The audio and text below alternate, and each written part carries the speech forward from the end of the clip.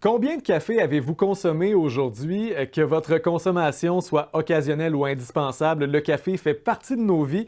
Malheureusement, il faut se préparer à payer un peu plus cher pour notre prochain latte. Le café se transige sur le C-Market, un marché international de produits de base qui fonctionne un peu comme la bourse.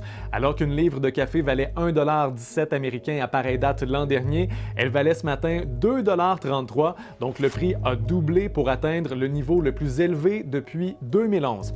Plusieurs facteurs expliquent cette augmentation, mais c'est principalement la baisse de l'offre dans les grands pays producteurs, dont le Brésil, qui tire les prix vers le haut.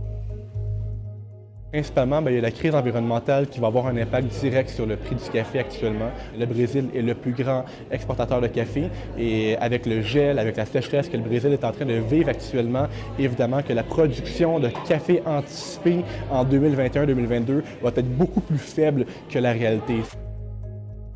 L'offre baisse, la demande est relativement stable, donc les prix augmentent et en plus du prix de la matière première, le coût du transport maritime a explosé dans la dernière année.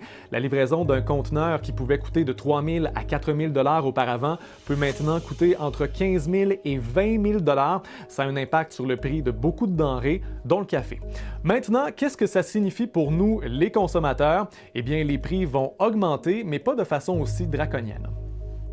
Si le prix du café augmente à la matière première, donc chez le producteur, lors de la transaction, le courtier, lui, va devoir assurer sa marge de profit pour assurer la pérennité de l'entreprise. Le torréfacteur va faire pareil. C'est sûr que chaque individu va absorber une partie de la perte, mais évidemment que les prix vont devoir être ajustés. Évidemment qu'un sac qui coûtait 10 $ ne coûtera pas 20 l'année prochaine, on n'est vraiment pas là. Mais par exemple, de notre côté, un sac qui coûte 15 $ va peut-être en coûter 16 au final.